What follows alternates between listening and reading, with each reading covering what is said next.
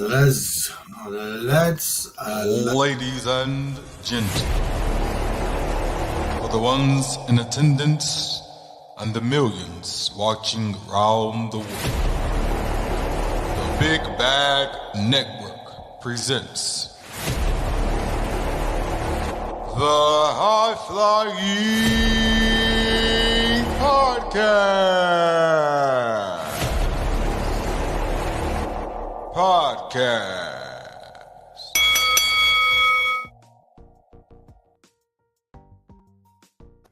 This is the High Flying Podcast where we be drop kicking it with the boys. So make sure to body slam that like, share, and subscribe button.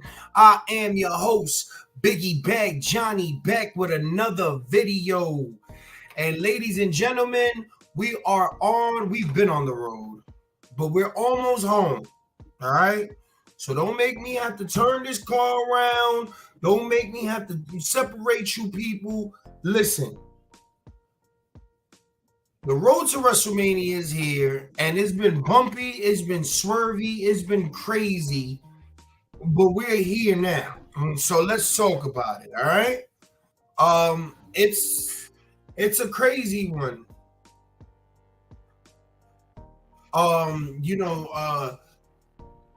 We had, in the Royal Rumble, we had a thought. Hey, Cody versus Roman, for sure. Seth Rollins is probably going to lose the belt, blah, blah. We kind of had already, thought of what was going to happen for WrestleMania 40 in Philadelphia, right? And I think they wanted to make this the biggest thing in the world. They wanted to make it feel like it was super important. They wanted to make it feel crazy.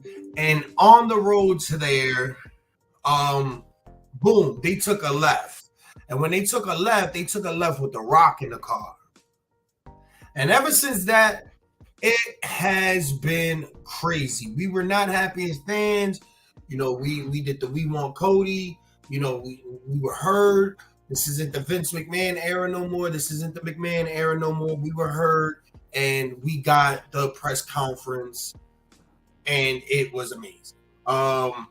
As far as everything from there, there's little blotches and stuff in some stories and things like that. I feel like this WrestleMania is going to be big because of the names, of course, that is in it. You got... This is the Super Bowl of wrestling. So, of course, no matter what we do, what we say, what we want to, we're going to tune in. If we're not going to tune in, somebody's going to tune in. Somebody's going to tweet about it, and we're going to have to tune in. So, with all that being said, let's get this. All right. With all that being said, we got a lot, man. We got a lot to unpack and everything. But right here, we're going to start, since I'm doing my platform now, and we're back on the High Flying Podcast. Go subscribe, first of all. Go like, share, and subscribe to everything on this channel. Let me know your thoughts on certain things. But what we're going to do from the next 2 weeks is we're going to just cover every day. We're going to do the live reactions, but the next day we're going to kind of like just pack it all into one. And last night, right, we won a gem because it was the bloodline just bleeding all over wrestling is beautiful. You know what I mean? It's great, but I feel like it's taking a lot from a lot of I feel like the time is running over on a lot of other people's time, like the Bailey situation and the Drew situation. I feel like Drew deserves this main event on one of these nights. Of course, that's not going to happen because we have The Rock and Roman versus Cody and Seth the first night, which that was supposed to be Seth and Drew. So but last night on Monday Night Raw, we opened the show up with Jay Uso, all right? And when we opened up the show with Jay, Jay got the little gimmick, the glasses, and kind of just like kind of being like a low budget Seth. I just want these guys to kind of be serious now. It's the road to WrestleMania, and the glasses, the suits, and everything. That shit needs to be put to the side. But he's coming out, and the first thing he does straight away, I know the bloodlines in the building. Bring them out. I want to talk to Jimmy. And you did not wait very long. Not at all. You did not wait very long at all. Jimmy came along with Solo, and you knew some shit was about to happen, right? So Jay calls out Jimmy, and Jimmy's just there, wide-eyed, like he just hit something, you know what I mean? And fuck. Jay just comes out and says it like, yo, bro, I miss you. I fucking miss you. I don't care what you do. You could avoid me. Just come back to me, bro. Like the shit was weird. And Jay said, like, yo, I miss you. And Jimmy was just on some like, bitch, I ain't never leave you. You know what I mean? You could sit here and you can pop your shit, but the reason why you so popping is because of me. Now, when he said that instantly was like, whoa. You know what I mean? Because that's so true. Without Jimmy getting hurt during the pandemic, you don't have no main event Jey Uso. Without Jimmy playing the part that he did when he came back and playing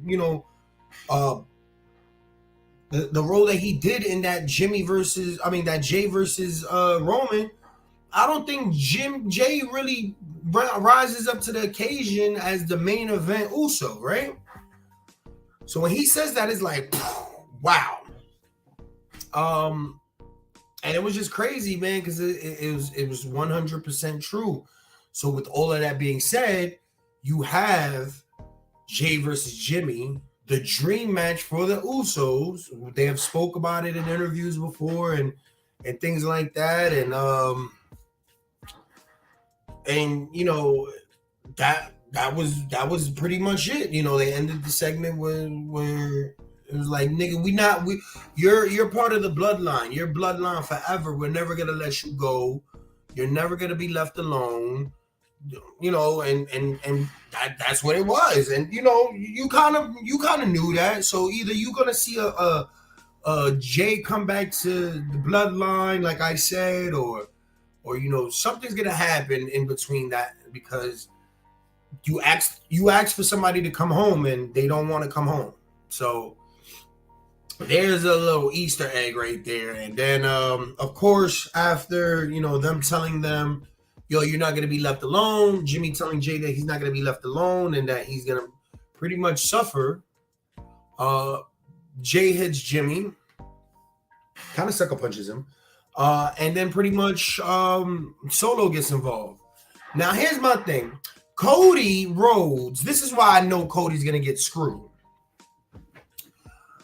Cody's just everywhere. Okay, Cody's getting to the point where it's just like, this WrestleMania is all about Cody. So either he has to finish the story, something has to happen. But I'm getting sick of Cody. Like I think they're giving us a lot of Cody because they're gonna make him lose and send him away for a while, which is totally fine with me. Because I just didn't understand, why does Cody have to be in everything? Cody got the thing with The Rock. Cody got the thing with Seth. Cody got the thing with Roman. Cody got the thing with Bloodline. Cody got the thing with Jimmy, Jay, this, that. There's too many Usos for you to be on everybody's shit. So please, let's Cody. Just for the next couple weeks. He got a big match. Give him some breathing room. Let him and Rock do the little promos, whatever. So moving on. Shouts out to Jimmy. Shouts out to Jay. Yeet. You know what I mean? But moving on, you have this 5 year in the making match, and boy, oh boy, is this match based on a mistake, and it is a mistake because as much as I love Nia and I was such a fan when she first started, I just don't want to see Nia versus Becky because Nia accidentally broke Becky's face at one point. They had a last woman standing match that was supposed to go on later tonight. Spoiler alert, Becky wins.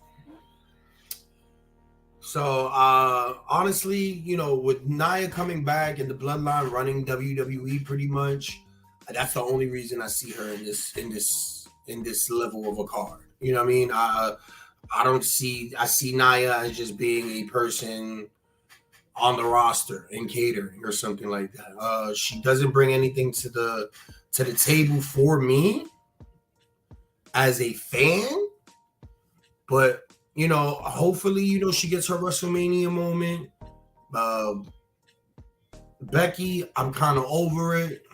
I'm kind of getting over it before she had the baby, but you know, we're here. We're on the road to WrestleMania, and this is what I'm doing. But yet, we have nothing for Bayley. I have no interest or no, you know, they have nothing to catch my eye with the Bayley shit. But they are going to throw Nia a bone with a fucking steak attached to it any given day. I'll tell you that right now, ladies and gentlemen. It's crazy. Let me know what y'all think. Do y'all think Nia, you know, deserves to be in this, you know, main event slot? I personally don't, but you know, whatever. Anyways. Then we have the following match. We have DIY versus the Creed brothers. Now, I say this over and over. You can check on other podcasts. You can check any interview I did. I say all the time, the Creed brothers are very impressive, but they're very dangerous. They're very strong. I don't know if it's because of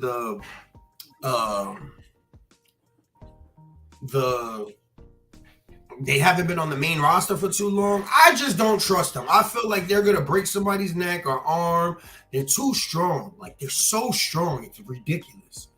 It's scary sometimes of how strong those guys are because they do shit that is just like they're gonna hurt themselves. They're gonna get winded and just, you know, something's gonna just collapse. And you know, I don't know. You know, I don't want to wish anything on that for nobody. But the Creed brothers, they had a strong push in the beginning, and then all of a sudden, boom, the WWE machine was just like, I'm good. We're good.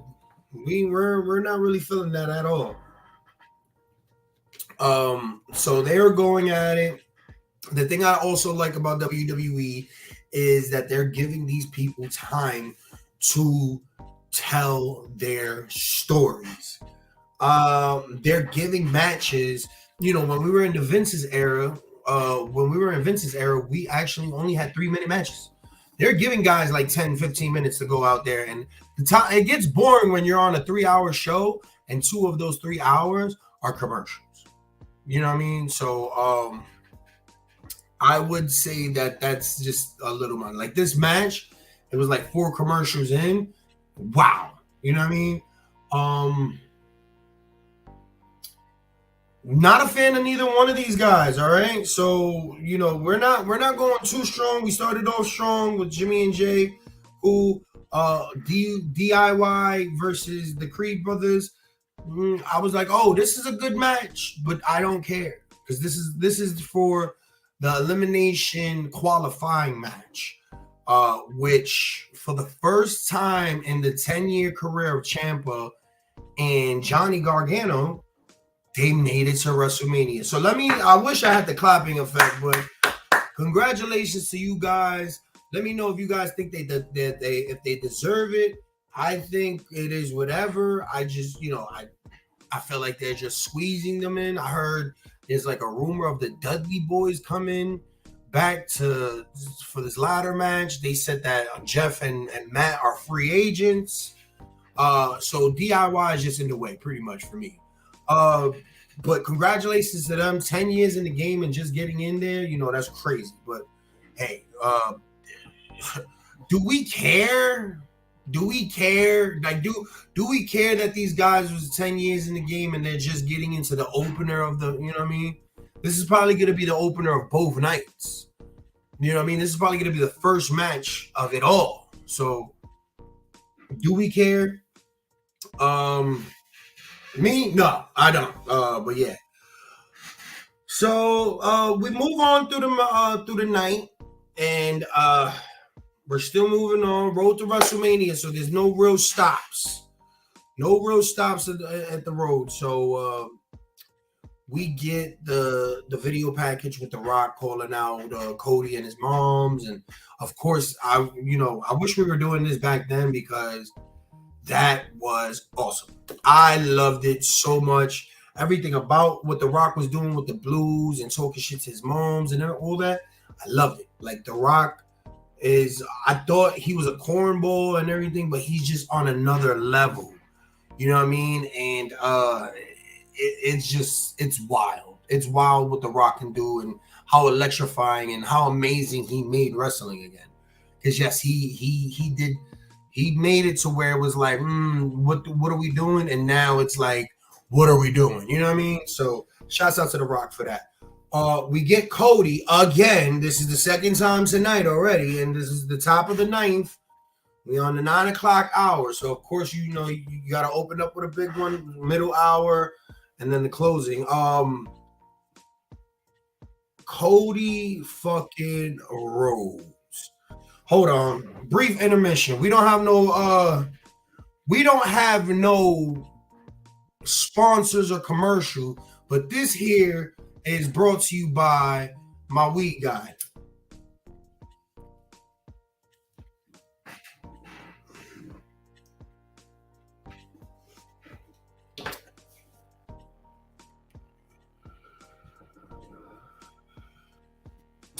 Here on the Hot Flying Podcast, we like to smoke weed, pop shit, and talk wrestling while we're doing it, even play a game or two while we're doing it.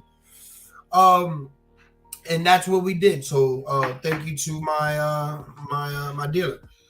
But yeah, like I said, Cody Rhodes on another level.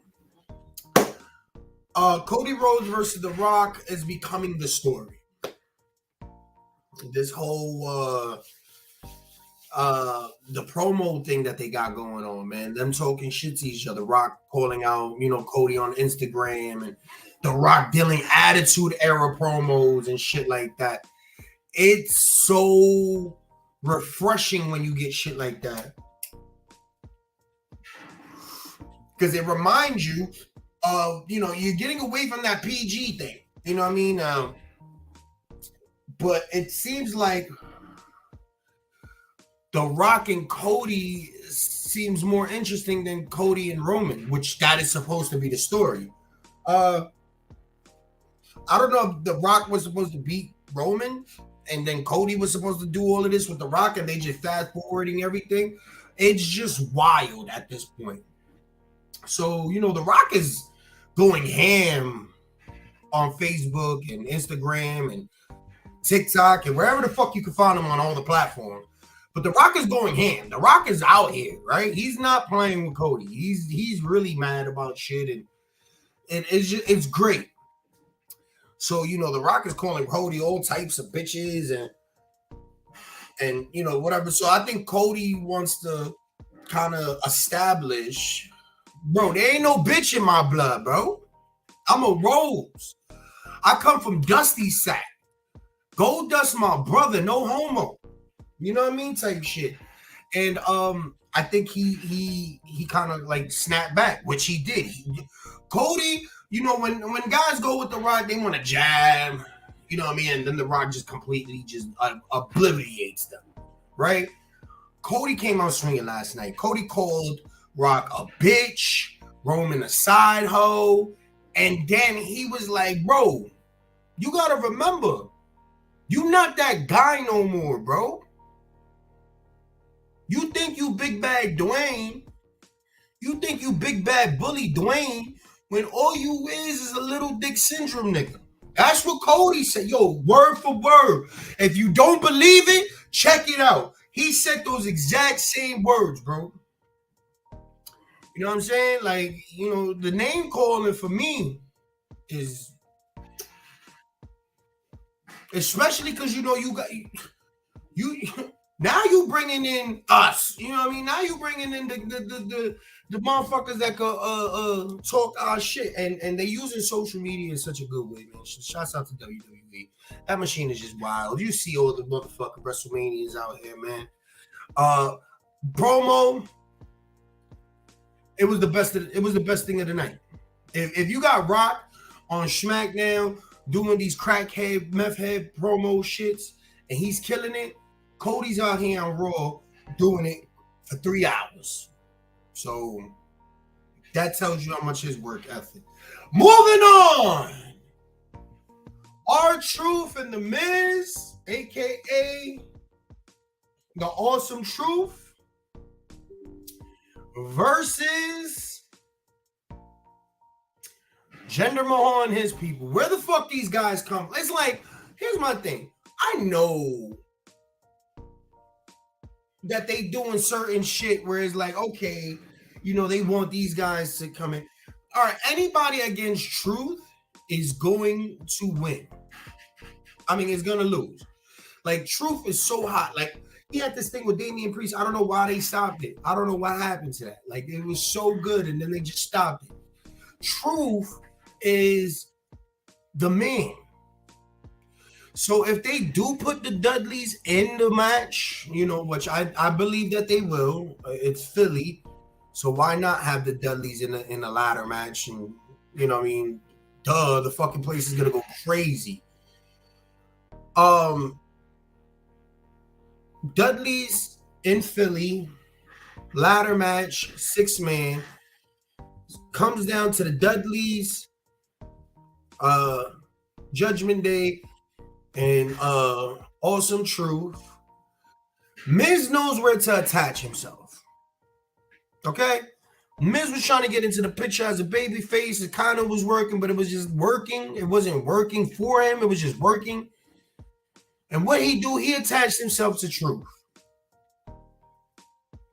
And that's what happened. So WrestleMania, after the 3 teams get eliminated, it will come down to the Dudleys. It'll come down to Judgment Day and R-Truth and Miz.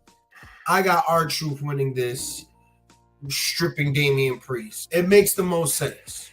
So however you want to look at that. So, and then after the obvious of Truth beating Jinder's people, you had the promo with Drew McIntyre. Now, let me tell you something. Now, Drew has made a statement by riding this CM Punk troll wave, and I believe that he held it down during the pandemic era. But this match is just like, just give Drew the fucking match. Just, we all know he's gonna win. Seth is trash. Like, not.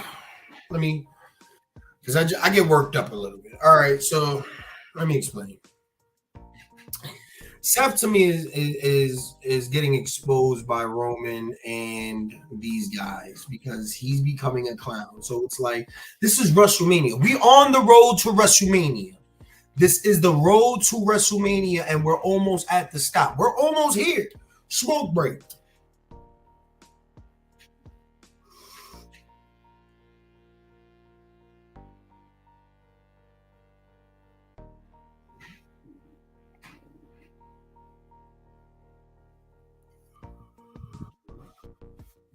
We're almost here. Seth can stop and lock in, which he's slowly doing. I was peeping it last night. He's slowly locking in.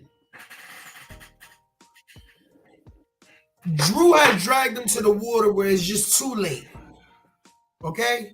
It's just too late now. Drew is on another level. So this is what I don't get. Whereas you're gonna disrespect Drew by not giving him I don't know what. I don't know what's going on. So I believe, this is in my heart, I believe that Bayley's gonna lose at WrestleMania and she's going to AEW. I don't know what I think that was Drew's intentions. He probably re-signed for this match. He was supposed to get like his championship at WrestleMania, and they gave him a twist to it. Because you know WrestleMania ain't WrestleMania no more. You can't just have a WrestleMania and you the heavyweight champion, because now you know you had a women's WrestleMania main event, which completely went to the back. They were like, "Oh, we don't have to do this shit no more. Fuck these bitches." They hit the back so quick, it was crazy. Once they had the little controversy last year who should win, who should go to the main event, because they had like a night one where it was like Roman, and then night two it was supposed to be Becky and Belair. They were like, no, it's gonna be Sammy and Kevin versus, so it was a tag team. So this year they're putting another tag team as